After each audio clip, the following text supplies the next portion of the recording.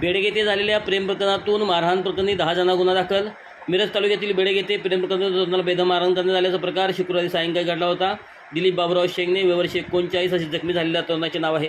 जखमी दिलीप शेंगणे यांचे गावातील एका तरुणीसोबत प्रेम प्रकरण असल्याच्या संशयावर गावातील तरुणांनी लोखंडी पाईप आणि काठीने बेदम मारहाण केली होती.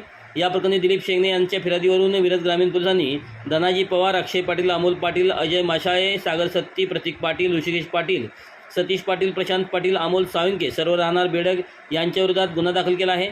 बेडग गावातील एसटी स्टँड परिसरात शुक्रवारी 7च्या दरम्यान हा प्रकार घडला. जखमी दिलीप घराकडे जात असताना अचानक आलेल्या तरुणांनी त्यांना बेदम मारहाण केली.